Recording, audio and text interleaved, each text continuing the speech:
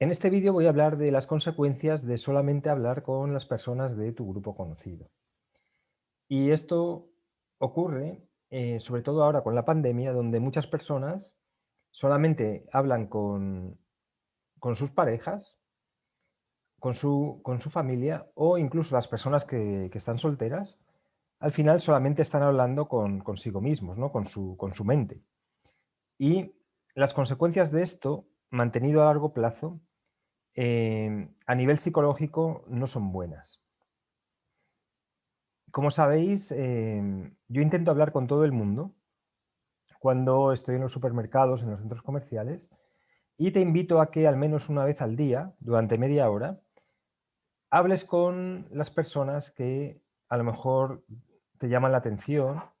Puede que te encuentres por la calle a alguien que lleva un perro que te gusta o una mascota que te gusta. Te invito a que le preguntes por la mascota. Si ves que a lo mejor es extranjero, te invito a que le preguntes sobre su país.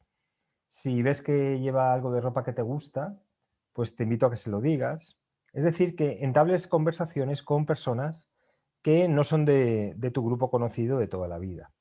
Porque esto enriquece muchísimo. Aprendes sobre la vida de los demás, aprendes sobre sus culturas, aprendes sobre cómo se posicionan en el mundo, aprendes de problemas o te enteras de problemas que tú nunca habías pensado que podías tener. Es decir, en otras palabras, te enriqueces muchísimo.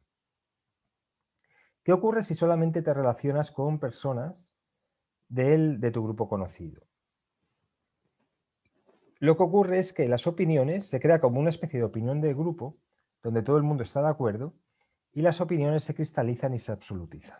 Entonces, normalmente al ser tu grupo conocido, normalmente las personas se juntan habitualmente con, con gente que tiene sus mismas ideas políticas o sus mismas ideas religiosas, o su misma posicionalidad ante la vida, o su misma clase social. Entonces empiezan todos a pensar de una manera única y, por ejemplo, a nivel político lo que ocurre es que sus opiniones se cristalizan y se absolutizan. Entonces se empieza a crear una especie de opinión de grupo donde se cree, y además reforzado por los otros miembros del grupo, que tus opiniones de cómo ves el mundo son las verdaderas y además las absolutas, ¿no? Lo segundo es que se genera una especie de jaula psicológica.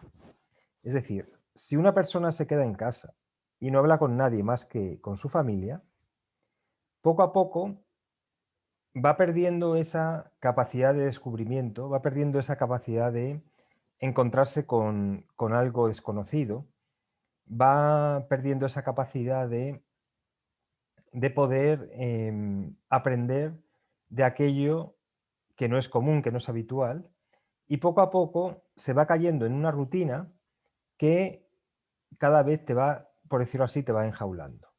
Entonces, lo de fuera empieza a ser una amenaza y la rutina que haces tú, la rutina que, que haces en tu mundo es la adecuada. Entonces, supongamos que hay una familia de 4 miembros que solamente se relacionan entre ellos y esto ocurre durante mucho tiempo. Al final, se van a crear una serie de rutinas que, por ejemplo, los hijos van a ver que, o van a pensar que esas rutinas son las absolutas, y cuando salgan al mundo se van a dar cuenta que hay algo que a lo mejor fallaba en esa jaula psicológica que se había creado. Entonces, cuando no se establece contacto con lo desconocido, con lo que no es parte de tu mundo, con lo que no es parte de tu grupo, cuando no se establece contacto, poco a poco el grupo se va cada vez cerrando más y al final ese grupo parece como una especie de pequeña prisión. Y, como he comentado, aumenta el miedo a lo desconocido. Hay, quizá por la prensa, ¿no? Y quizá porque obviamente se habla mucho más de las tragedias o de lo malo que de lo bueno. Es decir, si por ejemplo hay miles y miles de coches conduciendo por una carretera y de repente hay un accidente una vez al año en una carretera, se va a hablar del accidente y no de los millones de coches que han pasado sin accidente, ¿no? Entonces, lo que ocurre es que cuando tú no te relacionas con nadie exterior, lo exterior pasa a ser una amenaza para ti porque te va a sacar de aquellas normas, aquella rutina y aquellas opiniones que crees que son verdaderas y que el grupo conocido ha creado. Entonces, poco a poco, se empieza a generar un miedo a aquello que no es conocido.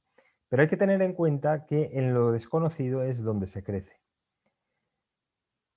Solamente interactuando con personas que no viven tu realidad es cuando puedes comprender el mundo de una forma más rica.